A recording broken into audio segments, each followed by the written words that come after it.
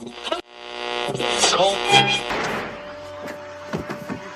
Just one shot? They're not all zombies, Doug.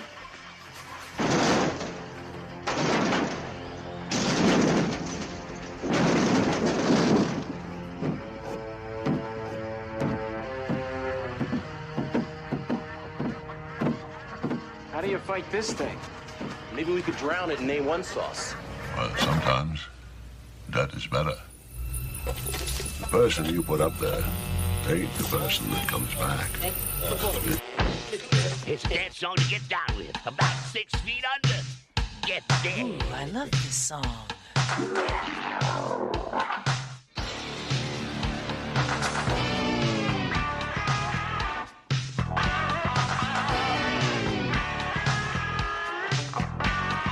I'm hung up in a grave situation.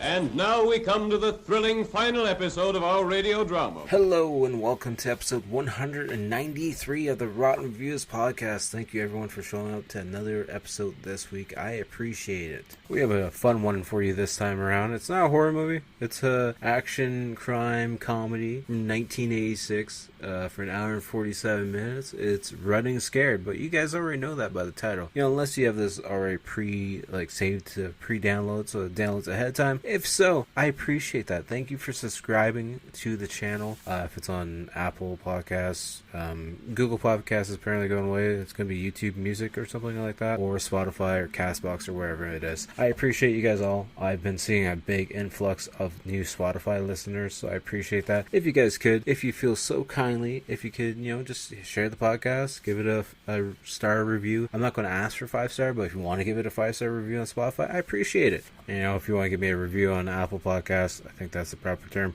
or iTunes, whatever it is. I'm not an Apple user by any means at all, so you can do that. And I'm not sure if Castbox or any of the other podcast platforms have ratings or reviews on them. Just, hit that share button. That means a lot to me and I appreciate it. As always, make sure to check me out on all social media accounts. For those that don't listen to the end, I understand it can be a little bit of a task here and there, but at Typhonstein on all social media accounts, Instagram, X, Facebook. We got the Facebook art page. We have the TikTok page where we post short videos, and the main thing we're pushing each and every single week is that YouTube channel. We're slowly growing closer to that 1,000 subscribers, and the watch time is gaining on that as well. We have the weekly game video that drops every Wednesday. I have older episodes of the podcast. We do live streams over there as well. And there's a bunch of different short videos for art projects that I'm working on at the time. With that being said, I just posted earlier this week a couple new wrestling Super Mario pieces. There's a couple SpongeBob pieces for those of you that don't know. Each and every single week, I do a lunchbox art surprise series for my daughter. So each week she at this point, she picks the theme for the week. Before it was just kind of like a surprise drawing each week. But now that she's a little bit older, I let her pick the theme so that way she has, she kind of knows what she's in for, but doesn't really fully know which characters I'm drawing. So this week's theme is actually SpongeBob, so I did a bunch of different SpongeBob characters. Give her a new one each day that she goes to school or daycare or whatever it might be in her lunchbox, and she never sees them until she's at school, or snack time, whatever it might be. So it's a fun series I've been doing for the last, few years. So I've been doing that straight. No days off on that one. I don't post them all the time, but they're usually the odd short video here and there, so definitely go check that out on YouTube. So enough of that being said, we are going to be live streaming some more. I've been doing Fortnite, been doing the Lego Fortnite as well. We're going to have some Lego Fortnite creative stuff going on as well. I'm going to be getting back into Texas Chainsaw Massacre because I want to start playing that game again. And we've just been playing games here and there. We got the retro games come back again. I'm going to be playing some more Hey Arnold and a bunch of other various games. I'm going to continue the Bobby's World Let's Play as well. So if you guys haven't checked that out, definitely go check out episode 1 of Bobby's World. That was a fun Howie Mandel cartoon that I grew up watching as a kid, so being able to play the video game, which I don't think I've ever played before, was a lot of fun, so definitely go check out that video. Enough about all that kind of stuff though. If you guys are new here, so what I do with this podcast, I started out with just horror movies, but now I've branched out to action, comedy movies, and other various platforms. And I talk about the movie from start to finish, hit all the points that interest me in between. So if you don't want to be spoiled on a movie that came out in the 80s, feel free to pause this episode now. And you can probably catch the movie still on Tubi, maybe. I'm not going to guarantee that at all by the time you guys are listening to this podcast. But you can definitely go do that, or just listen to me talk about the movie from start to finish. And hopefully I'll just either describe it really well, making you want to see it, or you'll just feel fulfilled by listening to this podcast. So with that being said, let's talk about this movie a little bit. We'll get into the intro of it. The description as read on Tubi, two policemen in wintry Chicago put off their tropical retirement plans when their nemesis, a ruthless drug dealer and murderer, evades custody. This movie is directed by Peter Hyams? I will be forever the butcher of names. A couple movies we're going to talk about from Peter. He was the director for 1981's Outland. He was also the director for 1997's Relic. Very decent horror movie that not a lot of people do really talk about, I find. It's got a 5.8 on IMDb. He's also the director for 1994's Time Cop, Jean-Claude Van Damme, which I find that actually surprising. But he's also the director for 1999's End of Days, the Arnold Schwarzenegger, like, post-apocalyptic kind of satanic movie. I guess it's not really post-apocalyptic. It's just a satanic movie where, like, you know, cults and crap. This movie also has two writers credited to it. One is Gary DeVore, who's best known for being the writer for 1986 Raw Deal starring Arnold Schwarzenegger. He's also apparently the writer for one episode of CBS Summer Playhouse. He was the writer for 1981's Backroads, and he did the screenplay for 1980, The Dogs of War. Other than that, he hasn't really done too much of anything, to be honest with you guys. The other writer for this one is Jimmy Hudson, who was the director for 1981's Final Exam. I believe we already did that one on the podcast. I could be wrong, though. He was also the director for 1976, Retribution. He was also the director for the TV movie from 1995, The Wharf Rat. I have no idea what that is. He was also the director for 1977's Death Rider, which I don't know at all, but sounds interesting just by the title alone. And the two actors that I chose to talk about this time are the two leads, of course. We have Gregory Hines, which I didn't know this. Apparently he was in 8 episodes of Will and Grace, but that's not really a TV show I ever watched. He was Big Bill and Big Bill Glover in 48 episodes of the Little Bill TV show from 1999 to 2004. He was in an episode of Law and Order. He did a lot of Little Bill stuff, which I don't really know too much about. He's actually apparently in Blue's Big Treasure Hunt, as well as the voice of Jack, and he had the Gregory Hines show for 21 episodes? Man, I gotta do some more research because I know nothing about that show either. I guess I don't know much about Gregory Hines at all. That's something new to learn about in the podcast. We learn new things here all the time. Like, I butcher names, so not something that's new at all, I guess. The next actor we're going to talk about is Billy Crystal, best known for being in City Slickers. He was also Mickey in 1995's Forget Paris. He was Harry Burns in 1989's When Harry Met Sally, and he was Dr. Ben Sobel in 1999's Analyze This. He's also, in the Monsters at Work TV show as Mike's voice, of course, for 20 episodes. There's 20 episodes of Monsters at Work? I don't even know if me and the little monster watched all those. I know she was really into that show for a while. Maybe we'll have to revisit that one. And of course, he's also part of the Saturday Night Live crew as well. But I personally know him the most as being in City Slickers and Mike Wazowski. Did I say that right? I think I said that right. It's been a while since I watched Monster Inc., which I feel really old now because I just looked it up. Monsters Inc. came out in 2001? It's that old? Wow. It's got an 8.1 though rating on IMDb. Definitely well worth it. It's a good animated feature. If you haven't watched it, you should definitely go watch it. I'm assuming everyone who's listening to this podcast has probably watched Monsters Inc., but that's besides it. Anyways, enough about all that kind of stuff. We're going to get started with the movie at hand. We're watching Running Scared from 1986. If you don't want to be spoiled on a movie that came out in the 80s, feel free to pause this podcast now. This is the last warning, so I don't want to hear any complaints at all, okay? Get some popcorn, get some Doritos, get whatever your favorite snack is. Unless you're at work, then just keep working, and hopefully this will help you get through your day. And we're going to get started on the movie at hand. Actually, just one more thing, last thing before we get started on the podcast. I forgot to mention, this movie has a 6.5 out of 10 on IMDb, 63% on Rotten Tomatoes, and 49% on Metacritic. 73% of Google users like this film. Initial release date was June 27th, 1986. And it had a box office of $38,500,726. I'm not sure what the budget was, but that sounds like a good payday. Presents Saturday Night at the Movies, the television series which each week brings you the finest in recent motion pictures. Tonight, Let me tell you something. When you've been cops this long, you are not fit for anything else. We're looking for some new career challenges. Yeah, something with a future. Show me another career they let you shoot people. Give us your money. You're mugging us? I don't believe it. You better believe it or you did. Oh, come on, let us keep the driver's licenses and the snapshots. And our badges. I can't believe that you missed all 6 shots. What are you talking about? I hit the windshield 6 times in a row. I'm the one who made him swerve. Oh, you made him sweat. Yes, You sir. always aim low anyway. Oh, good. Nagging me now. Nagging is good. You owe me $10 and I never said anything. You want it now? Yeah, I want it now. Did I come at a bad time?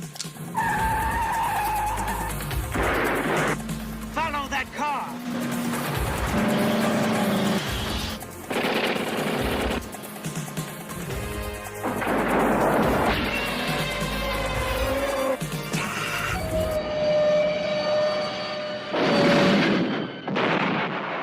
Oh, now you're gonna criticize my driving? Well, just that you get to do all the dangerous stuff and I get to parallel park.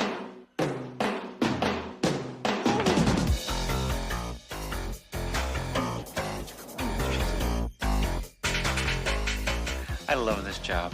That classic MGM lion roar, to start out that movie. And we see like a skyline shot of Chicago, and we got that classic 80s cop music playing. I enjoy the music a lot, and actually it's kind of surprising that Gregory Hines is the first billing on this. Apparently I need to do some more research on Hines to know more about his acting skills. I do enjoy him a lot in this movie, but I haven't really seen him on anything else that I recall. We just see the intro credits. We see Wrigley Field, Chicago Cubs. We see a bunch of like docking areas and bays and stuff. People getting ready, walking around, probably getting ready for the day. It's a wintry, cold, miserable day probably. We see one guy walking through the park. We see him from behind. It kind of looks like a montage, maybe a little hidden Easter egg, tribute to Rocky maybe. Just, the way he's dressed. He's got his like workout gear on and stuff. Then we're cutting to like the ghetto area of Chicago. We see, a little bit of rundown parks. We see some people still playing basketball though. And, it's winter.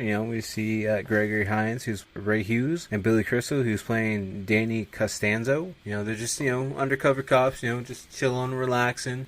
Hines is, drinking his alcohol with his paper bag on it. Nothing to see here, guys. We're just undercover cops, no big deal. And then the guys lose their basketball, so Billy Crystal goes up or and pick it up, and he's like, "Yeah, I can beat you guys. And Hines is just like, "Just give him the ball back, would you? Come on, just stop trying to show off." And that's when he then passes it to Hines. He's like, "I don't want the damn ball." And we see Hines, finally being like, "Okay, fine, I'll play some ball with you. I'm not too old. I got this. And then they're playing ball, and then out of nowhere, Billy Crystal's character gets decked in the face, and Billy Crystal's character's like, "Hey, it's fine. Don't worry about it, right? We got this. Look at the Mercedes over there, though. We should be probably keep an eye on that, huh?" And then that's when they see Julio Gonzalez get out of the car, played by Jimmy Smits. Julio Gonzalez? Gonzalez.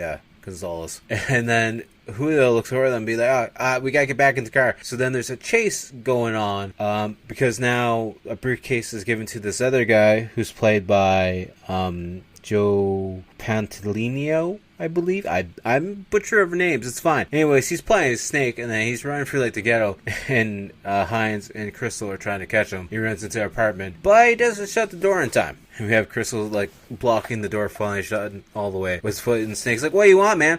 Well, first I would like my foot back, to be honest with you. And then Hines is like, "You know what, I got this gun here. I'm about ready to put some holes through this door. But the issue, Snake, is some of those holes are going to be for you. So how about you let us through and into the apartment?" That's when Snake finally just let him in. He's like clutching this briefcase and holding it. He's like, "So there's just some stuff in the briefcase, nothing at all, just some personal shit. Don't worry about it. Just some photos and memories and stuff. Nothing for you guys to look at." Anyways, they then get the briefcase from Snake and they open up, and he's like, "There's nothing wrong with having a briefcase with some money in it, right? It's no big deal, right? It's only $50,000 in the briefcase. What's the big deal, guys? I don't know what the issue is." That's when Snake's like, "You guys don't have any reason to arrest me." And Hines Hines like, we got 50,000 reasons right here. He's like, no, but there's no crime at all, so there's no issue. And then Crystal's like, you know what? I got an idea here. He goes on the balcony. He's like, this neighborhood's under community watch right now because this guy Snake in here has $50,000 in his briefcase that he's keeping in his home. I want you guys to know that he's got $50,000. So I don't want anyone to try and steal that money from him or injure him, okay? Just so you guys are aware. And it's just, Crystal trying to put some more heat on Snake because now he's going to be worried that people are going to rob him and beat the shit out of him. And then Hines and Crystal go to leave. He's like, so Snake, you take care of your possessions and everything. Keep in touch, okay? Let us know that everything's going okay and that you're doing okay, alright? So that's when then Snake gives him a reason to arrest him. And actually, he throws a punch at them and then he gets arrested, of course. And then we see them in the car together and they're questioning Snake, being like, so saw Gonzalez drive away in a Mercedes, so like, who's he working with now? And Snake's like, he ain't working with anyone, he's his own made man, he's got money. And then Hines and Crystal start mentioning about some crystals or some cocaine, and Snake's like, you know what, I got the right to remain silent. And then he starts holding his breath in the back seat, and then we see them going to apparently the neighborhood where Gonzalez kind of hangs out, and we see a bunch of fire trucks and everything. And Hines like, so I don't think this is the neighborhood where Gonzalez would park his car. And they go, where's the fire? He's like, there is actually no fire around here. It's just, you got called to the scene. I just think there's something going on around here. Doesn't seem like the fire chief really knows what's going on at this point in time. And then Hines decides to handcuff Snake into the back seat, I guess there's like a bar on the floor of the car, and they walk away with his suitcase.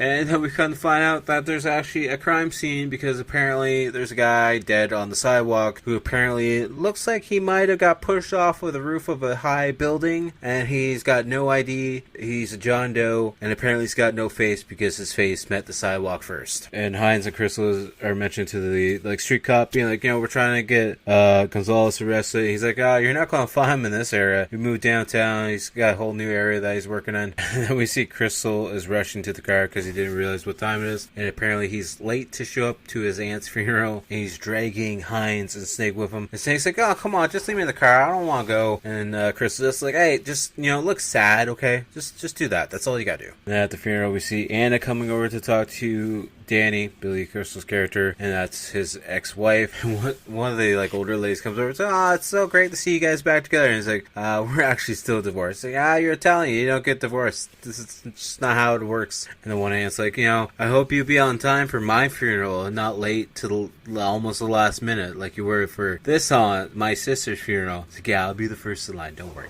And as Anna and everyone else leaves, Snake's making kissy sounds at her, and Danny's like, as soon as we're outside, I'm going to kick your damn ass for making those kissy sounds. I'm going to kick your ass so goddamn hard. And then as they're walking back to their car, two other guys show up with guns and try to rob them to steal their money in the car. So then they try to get in the briefcase, and the Snake's like, no, that's mine. And the guys are like, we don't want your luggage. He's like, fine, take our wallets. Take the cash out of them. I just want the wallet back, okay? Just give me the wallet back. See this wallet? See the police badge? I want that back too as well. And the two robbers start freaking out. It's like, just give us your guns then. He's like, no. You can have the cash, but you're not getting the guns. So you guys are under arrest. I just wish you guys would know that. And the two guys that are trying to rob them start running off, and Hines and Chris are like, this stuff really starts in the home. It's just some bad parenting. We got to stop this. We got to stop this as a community. We got to stunt the problem of crime. And the guys get into a Mustang and try to drive away, but big box trucks coming down the alleyway, so they have to turn around, and they're driving right towards Snake, Hines, and Crystal. And then there's like a shootout scene happening, and they crash the Mustang, which is pretty sad because that was a really nice car. And Crystal's like, I can't believe it. You missed all 6 shots. And he's like, what do you mean? I hit the windshield 6 times. He's like, no. Those were my shots. I was definitely the one shooting and hitting everything. You definitely weren't. And then Snake's like, you guys are sick. Why are you guys fighting about who actually landed the shot? As this fire hydrant's, bursting open, those water shooting all over the place. And Danny, he's just like, you know what? With this angle, Snake, there's no way, Ray could have hit those shots because there's just no way that would have happened. Even though they're both standing in the middle of the alleyway. And we see them back at the police station, and Captain Logan's questioning them. And Hines is like, Snake, just tell him who we're with and what we're doing, or we're going to kill you too, okay? Because the captain's, being like, so you guys weren't interrogating anyone or questioning people while I was gone, were you? And we see Ray and Danny at a bar together, and there's, I assuming Danny's on a date for the first time. I don't know, this girl. It's like, were you scared? He's like, no, I'm not scared ever. I'm bulletproof. And then Ray's like, I ain't bulletproof. I don't want to get shot. Come to find out, this is just like a random girl they met in the bar because Ray's like, what's your name? I don't know your name. You're just sitting at the table with us, so what's your name? And then it's like the next day, I guess, and Danny's sneaking into this loft apartment. We think it's his, but it's actually Ray's apartment. He's got a police bike in his like living room area facing the bed because it's all open concept. He just flicks the police sirens on the bike, and out of the bed pops out Ray and the girl that they met at the bar, because apparently both of them were trying to take her home at the same time. But hey, at least Danny brought some Dunkin' Donuts to, wake them up with, I guess. So then it's like the same day, and they're at the police station now, and we see Anna there, and there's like this awkward tension scene between her and Danny, because Danny and Anna are divorced. And Anna's just like, so how you been? Work going good for you? Oh, by the way, I'm getting married, just so you know. And apparently Danny knows nothing about this, so he's like, so it's a good relationship, good stable job, he's a doctor, just curious, I guess. And we see this like lawyer guy dropping off envelope for Costanza, and Danny's like, he's went in the women's washroom, actually. He likes to hide out there because he's actually Ray who's hiding in the women's washroom. And he's like, well, you don't look like a Costanza. He's like, what do you want me to do? Lose the war again? Huh? And he's like, who's it from? Who's the envelope from? He's like, it's from your aunt. Gave you the estate and everything that she owns. So he's like, okay, I actually gotta go talk to my buddy here and discuss some things. So then Ray runs and finds Danny. He's like, you're rich. And then Danny's just like, Anna's getting married. And Ray's like, oh, congrats, that's great. And then Anna's just like, I gotta go, so I'll see you later. And Danny's just trying to convince himself. He's like, I'm better without her. It's fine. Everything's fine. Ray's like, you're wrong about that. And then the Captain Logan comes around. He's like, so you guys need to go to this area of town because there was a cop found in the wrong section of town who was thrown off the roof of his apartment, and you need to go figure out why he's there. And then they're like, we gotta go talk to Snake. And then they have the lineup of people, and there's 4 of them are cops and 1 of them is Snake. And Ray's like, number 5, can you step closer? And then Dave's like, that's definitely him. That's definitely the bad guy. So then Ray and Danny are like, so Snake, we have an offer for you. How about you help us out? We get Gonzalez and you get off. And, if you don't, which you're probably telling us to screw off right now at this point in time, how about we take you both down and both screw you over? How about that, Snake? You want that deal or you don't want the deal, huh? So then we see Snake getting all this stuff because he's, signed off on the deal with Ray and Danny. And he's like, where's my money? And the guy's like, don't worry about it. You gotta sign off on it. And he's getting ready to sign off. And he's like, $5,000. $5,000? Where's the rest of my money gone? He's like, that's all you got, man. And we see them in a room together, all 3 of them, and they're getting ready to wire up Snake with the listening device. He's like,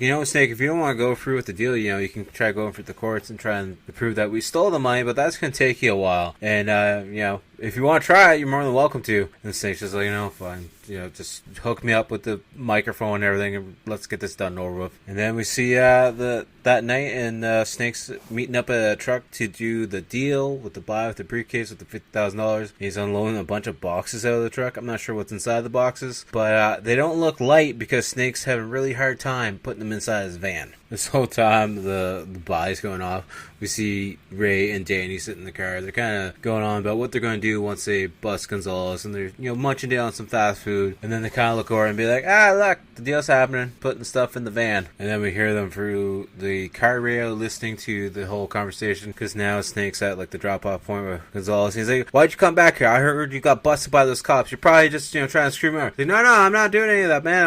I'm here to do the deal with you like we usually do. No big deal. And then while the van's not being washed by anyone, Danny and Ray go over to check the boxes, and we find out there's Uzis all in the boxes. And it's like, crap, there's probably at least 12 Uzis in there, huh? And there's only 2 of us. That's not good. We see them making their way through the factory to try and get to Snake because they hear Snake's like struggling and yelling. And then they break into the alleyway and they're like, freeze, nobody move. And we just see Snake stand there, and it was a whole trick to lure them into the building the whole time. And Snake goes over to both of them and steals their guns from them. Like, what, you think I'm stupid? you guys think you could just bully me around? I had this plan set up the whole time. And Snake's like, well, how about we do a Colombian necktie to them, cut them ear to ear. And then Gonzalez like, Snake, you should be worried too, because you brought them here. And Snake's like, I brought them to you gift wrap. I wasn't trying to do anything. And then Snake gets shot in the chest. Then we come to find out two of Julio's henchmen are actually undercover police officers as well. And somehow Ray and Danny knew nothing about this because it's in another police division. And there's a whole like gun shootout happening in this like underground factory area. But then Gonzalez gets out and runs down to another hallway and he meets up with one of his other henchmen. He's like, anyone comes through that door, you shoot them. Understood? So apparently they were on actually like a cargo ship doing the deal, because it looked like a factory at one point in time, or a warehouse, but we can definitely tell it's a cargo ship because Ray and Danny are on top of the ship and it's like wet and looks a little slippery, and they're looking for Gonzalez and they see a random foot like hanging out of this tarp that's covering up a boat, and they go to, you know, lift the tarp up, and of course it's actually Gonzalez hiding underneath the tarp of all things. I'm not sure why he decided to hide by a Mayday boat kind of thing, and they pin him up against the wall and they make him say his own rights, note by note, and if he misses anything they punch him in the stomach as he's got a gun pointed in his face. Then Ray and Danny meet up with the other undercover officers and they got one of Gonzalez's guys like, great, just because of you guys freaking Gonzalez got away. He's like, you can put that one back in the water, to be honest with you guys, because Gonzalez is sitting in the back of our car, and, you know, that's not, his henchman guy's not going to do anything good for you. See you later, boys. And then Captain's like, you know, you guys did a great job grabbing Gonzalez before the DEA could, because, you know, they've been, you know, tracking his gun running business from like the forest of Colombia, and we have on video now of you guys screaming because you need to have your ass saved. And Ray and Danny are like, yeah, those two young officers, they like got nervous and they were struggling. They didn't know if they were going to get Gonzalez, and there's like, actually, we can hear it right here.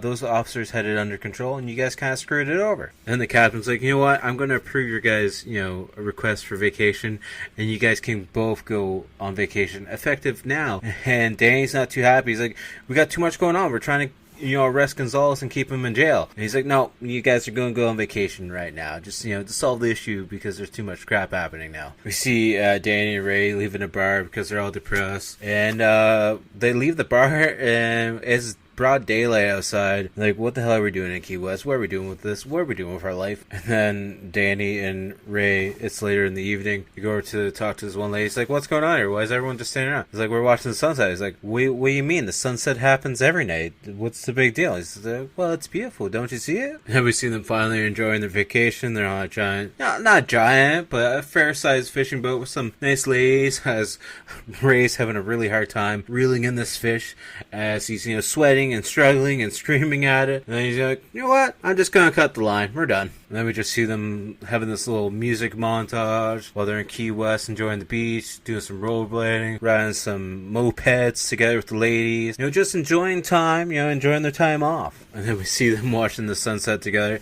It's like, look at that sunset. It's so beautiful. We could come back. He's like, yeah, we'll come back next year. Next year's vacation. He's like, actually, we don't need to come back for vacation. We could just come here and live here. Why not? We got nothing else going for us. Let's just retire as cops and come live in South Keys. And Ray's like, what are you going to do? How are we going to live down here? There's nothing to do down here but drink and fish. He's like, oh, well, I'll invest some money into something. And then they're looking at this sailfish bar. He's like, you know, we're going to invest in it. We'll open up, get a bar, have some live music going on, get a bunch of people coming in. We'll make enough money for us to live off of. And they're talking about going into business together as partners. He's like, I don't have that much money to invest in it. He's like, come on, man, we'll be fine down there. And then Ray's like, okay, so you want us to move down here? You want us to start a business together? Just promise me that we'll get robbed a lot. That way I can have some like activity in my life, because I feel like we're just running away from our job and quitting. Then we cut to them sitting down and they're signing the papers on their new lease for their new business that they're going to start up.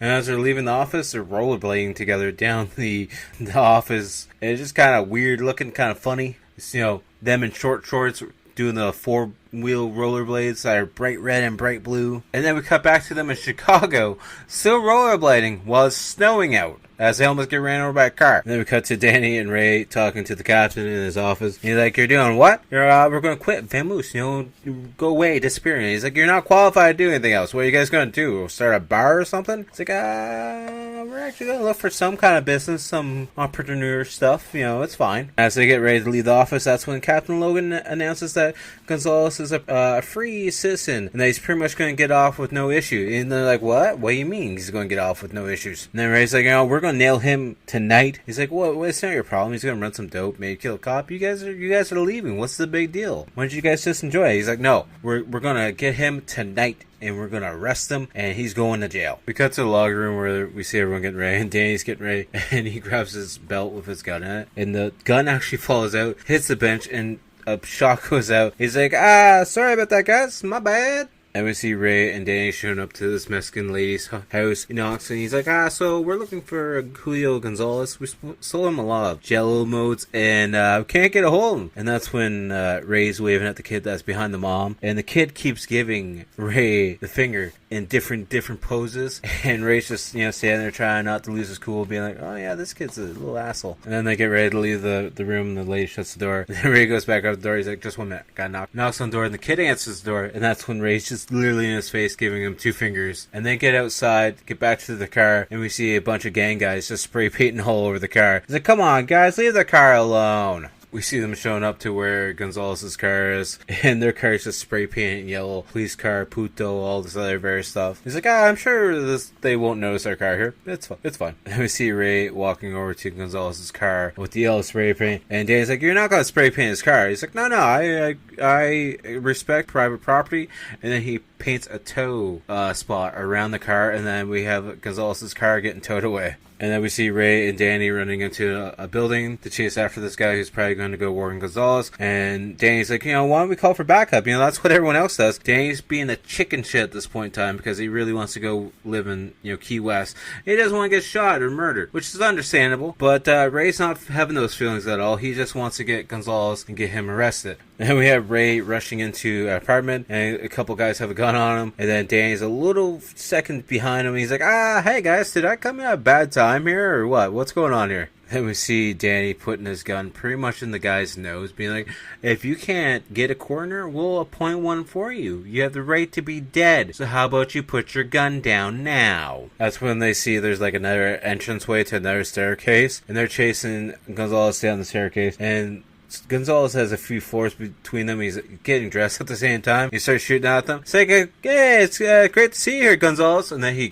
randomly grabs a lady who's just trying to, go home with some groceries. That's when Gonzalez is threatening to kill this lady unless they give him their pants, because he doesn't have pants, because he was just kind of getting on with a lady in the apartment building, so he was trying to get out of there quickly because he heard them coming in. So then Danny takes off his pants and throws his pants down the stairwell, but Julio misses them and they fall all the way down. He's like, hey, stop screwing around with me or I'm going to kill her. And he starts shooting up at them. He's like, I just threw you my pants, you just didn't catch them. So then Ray has to throw his pants down, and Julio catches them. He's like, see, now that wasn't so hard. Why couldn't you just throw your pants down and I would still had my pants? Then we see Julio getting out of the building, and he actually steals their car from them because apparently they keep the keys in the ignition the whole time. And then we see Danny and Ray chasing after them in their long johns, because apparently they're wearing long johns. I mean, it's Chicago in the winter. He's like, great, we lost our keys, we lost our car, we lost our pants. And then we see backup finally showing up and be like, so what's going on, guys? And then the captain's like, you guys are quitting too soon, aren't you? Or actually, maybe too late. I see it happen before. You're already thinking about quitting. You're not focusing on the job at hand. You're getting too safe and getting too worried about retirement. So you need to get your heads back in the game. And then we see their police car getting towed back into the garage area. Like, so how long is this going to take to fix it? This thing sticks out like a sore thumb. You might as well be in the blue and white. And then, can we get some upgrades?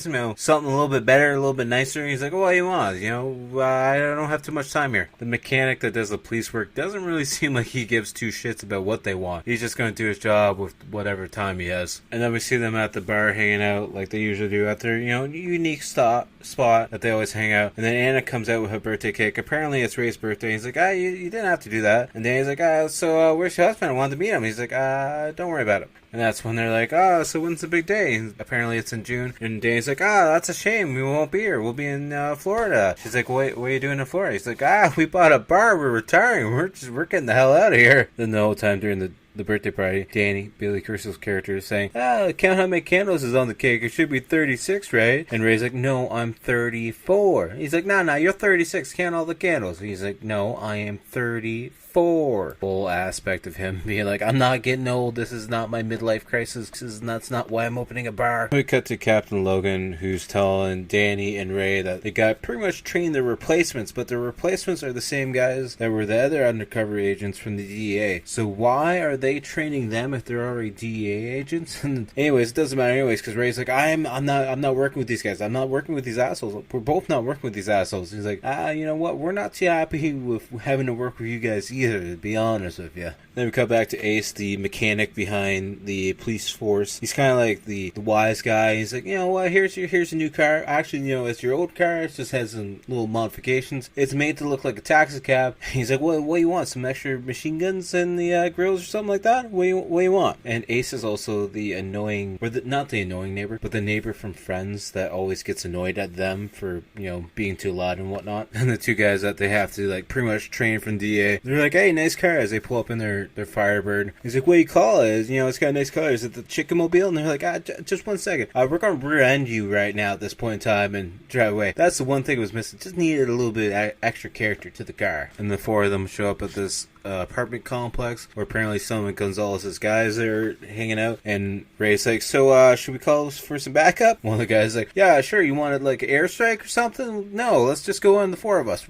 We got this. They knock on the door, and someone inside the apartment starts shooting at them. So then Ray tries to kick in the door, and his foot gets stuck in a hole, and then we just see him ducking off to the side, and they finally get inside the apartment, and then there's a bunch of shootouts happening all over the place. And then Ray and Danny get separated in this apartment because it's apparently a lot bigger than it is, or at least it looked. And at one point, Danny jumps on a bed to avoid a shotgun shot. He's like, "Where are you? Where are you, Ray? Where are you?" He's like, "I'm in Key West right now. This sucks." Then at some point in time, Danny gets shot. He's like, "I'm shot. Help me, Ray. I'm shot." He's like, 16 years on the force and I get shot by a fellow cop. Then Danny's like, "Just promise me you'll go to Key West without help me." He's like, yeah, I promise I'll go to Key West without you. He's like, "Wait, you're gonna go Key West without me? Give me my gun. I'll shoot you first." Then we see the other two DEA cops catch somebody, and apparently Ray and Danny know the guy because apparently they've been arresting this guy's father a lot of times. And he's like, "Hey, I'll give you some, information if you just, let me get away, or cut me some slack here. Gonzalez's shipment is coming in tonight, and you need to be there to get it at the docks."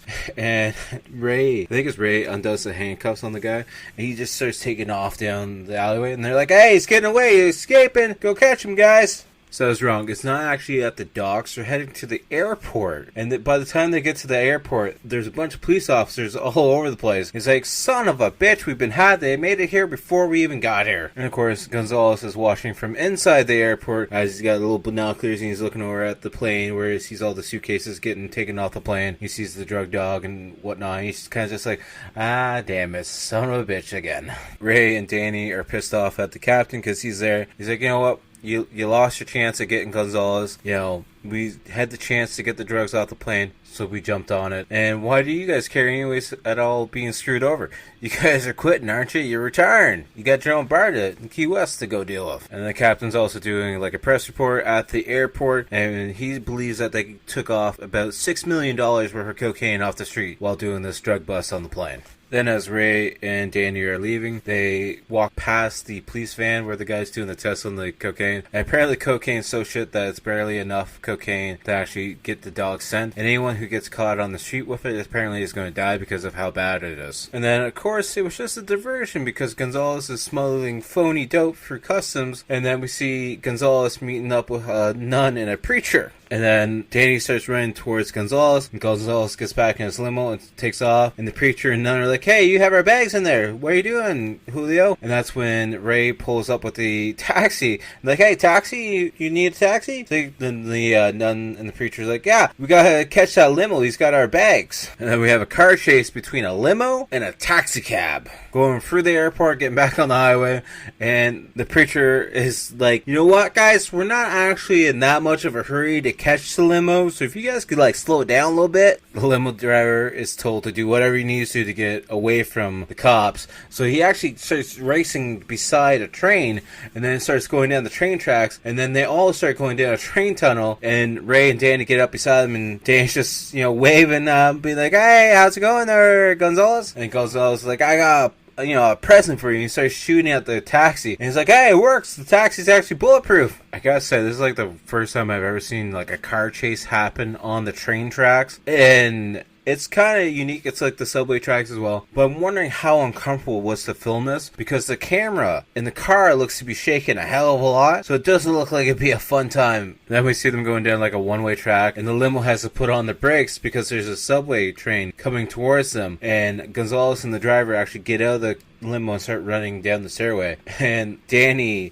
and Ray stop the taxi before the other car hits them, and they get out and they're looking around. It's like, why weren't we on that tram? Should have been on that tram. We could have probably got him. As Gonzalez gets away, and then they're like, Father, you owe us $28.50 by the way for the taxi ride. We see Ray and Danny sitting in the taxi cab getting ready to do a stakeout to try and find Gonzalez. And Ray's like, you think we're chickens? Are we like running away from this? And Danny's like, you know what, the city doesn't care if we live or die. There's other police officers, we just gotta try and stay alive. And then as they're doing their stakeout, we see a garbage truck show up and start driving in front with the high beams on, and they're like, well, what's going on here? Does the guy think they found someone humping in the car? He's like, I'll get the garbage truck away from us, and puts on the blue light. And then the garbage truck comes up with the side blades and literally crushes the front of the car or the side of the car so they can't open the door, and literally starts picking them up to put them into the back of the garbage truck. And then Gonzalez shows up. He's like, I hear you guys are retiring to Florida. That's pretty good. That's a safe bet, because Chicago's not too safe right now, so probably should get out while you can.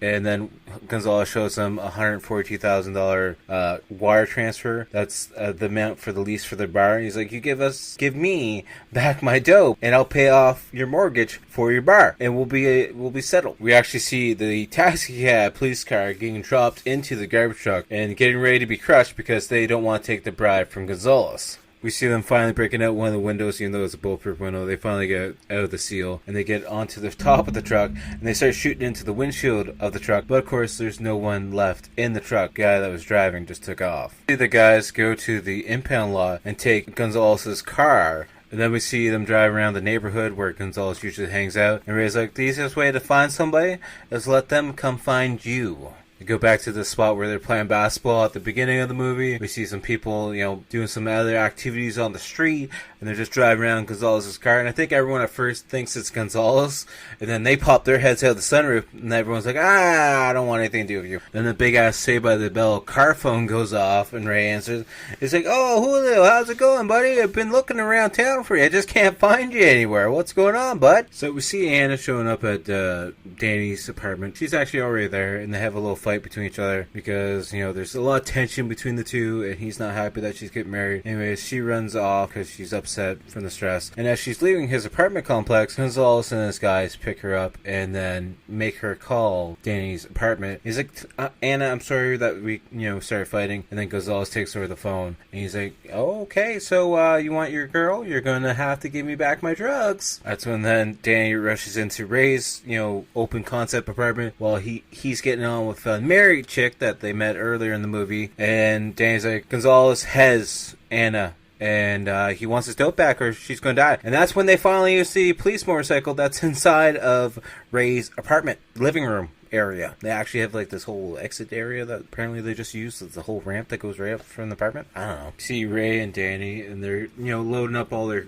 weapons to get ready for this battle that's going to happen with Gonzalez, and they're all going over the downfalls of moving to Florida. But they only have baseball for training. They don't have an actual football team. There's a lot of mosquitoes, a lot of old people. We see Danny and Ray showing up at the meeting spot for the drug exchange, and that's a government building, and Danny's like, I picked this spot because there's going to be security guards all over the place, cameras all over the place. It's going to be fine. So Danny goes one way and Ray goes in through the back way. And he, catches up with a security guard, and it's actually Juan. He's like, what's going on here, Juan? Because Juan's the guy that gave him the false info at the airport. And apparently all the other security guards, the actual guards, are all handcuffed and gagged in like this little cage area in the boiler room. Also, something I didn't mention at all, this is, I guess, a Christmas movie, because there's Christmas trees and decorations all over the place. Anyways, Danny walks into this government building, and we see Anna is pretty much like caged in this glass elevator, and she's on the very top floor, and she just looks like she's trapped essentially. Then we cut to outside where Ray's using like a grappling kit, and he's climbing up the side of this glass building to try and get like a better view and perspective to keep his buddy safe. We see Danny getting in the other elevator, and it's going up, and now Anna's going down. And we see Gonzalez with one of these sheriff guys, and Danny's showing him the drugs. And Gonzalez gives him that slow golf clap, being like, very good, you actually brought the drugs. And then we see Anna's elevator coming back up, and Danny has to yell at her to get down, because then Gonzalez's guys all start shooting at the elevators, even though they're just glass doors and like glass windows all around. So I'm not sure how they miss Anna and Danny, but they do. We see Ray shooting the glass window from the outside and rappelling into the building, and he's yelling at the DEA guys, because both of those guys show up because they've been following Danny and Ray, being like, shoot at the sheriff guys, they're with Gonzalez, shoot them. They're just looking around all confused. Danny's yelling at Gonzalez to come get him and come get his coke as he's throwing his coke off the elevator, and as it's hitting the floor, just exploding, the coke's going all over the place, and Gonzalez is starting to freak out. The whole time we see Ray still stuck in his like rappelling gear, but he's not on the ground yet, he's still hovering midair, and he's trying to get over to a balcony area to try and get off the rope system. We see Gonzalez getting ready to shoot the two DEA guys because they ran out of bullets, and then we just see Gonzalez fall to the ground behind this little balcony area, and then we see Danny just yelling and screaming, be like, I got him! And then Ray's like, bullshit, you got him, I got him! And then it's just the two of them arguing about who actually shot Gonzalez. And then Blake Gonzalez gets back up on his feet and tells him to freeze. He's like, you guys drop your guns now, or those two guys are dead. And then Ray's like, I thought you got him. He's like, well, I thought you got him, actually, Danny. I could swear you said you're the one that got him. And then in there, a little mini shootout continues on, and we see Gonzalez getting killed and falling on the escalator and riding the escalator down to the bottom floor. And then we see Anna running over to Danny and hugging him and kissing him, and Ray's like, so what happened to that dentist? And Anna's like, who? He's like, yeah, that's what I thought. And then as Danny and Ray are walking off, they're like, hey, you guys want to buy a bar? I think there's too many people here to keep safe, and we can't trust their safety in your hands. And then the movie ends, and that's it. This is actually a really fun buddy cop movie, and I gotta say, I really enjoyed this one a lot. It's got a really good cast that I didn't really touch on too much. But yeah, definitely a really fun movie. It's still free to watch on Tubi, so definitely go check it out. It might still be there by the time you guys listen to this. It might not be, depending on whenever you're listening to this. A lot of fun comedy aspects to it. On the Rotten scale, I'm going to give this one 8 out of 10. I actually really enjoy it a lot. I've seen it numerous times, and I definitely highly recommend anyone, everyone checking it out. And as I didn't want to edit it in a certain way, because I kind of forgot to mention the tagline like I usually do at the intro while describing this movie, and the tagline is just captioned as two of Chicago's finest ?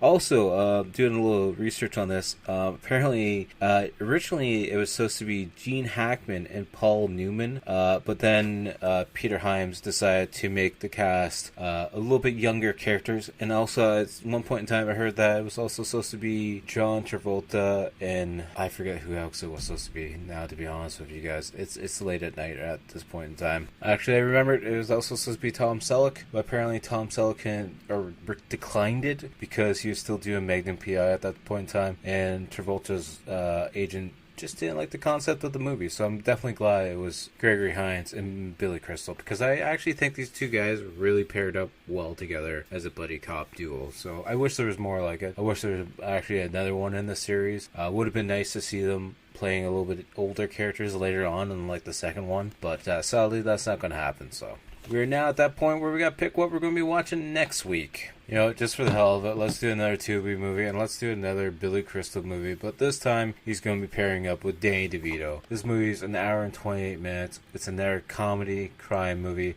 from 1987. It's Throw Mama from the Train. I haven't watched this one for a long ass time, to be honest with you. The last time I watched it was on VHS, and probably a lot of people don't know what a VHS tape is, according to my analytics on Spotify. So, you know, hopefully you guys know what VHS tape is. Anyways, go watch it on Tubi. It's a fun movie, so it should be a fun watch. As always, make sure to check out the outro band, trial-based horror band, Blood Opera. Their newest album is on Spotify. Definitely go check that out. You can find them on all social media accounts. All their links are down below, but you can find them on Instagram, Facebook, YouTube, SoundCloud, Spotify, pretty much anywhere and everywhere. As always, make sure to check out all my social media links down below as well, at Typhonstein on anything and everything, pretty much Instagram, Facebook, X, TikTok. But the main thing we're pushing is that YouTube channel. The weekly gaming video comes out every single Wednesday. We have various shorts on there. We have live streams happening, 3 or 4 a week, so definitely go check those out as well. And old episodes of podcasts being uploaded as well. So definitely go check that out. Hit that subscribe button. And once we hit 1,000 subs, we'll be giving away some free artwork. So until then, I'll talk to you guys all later. Peace!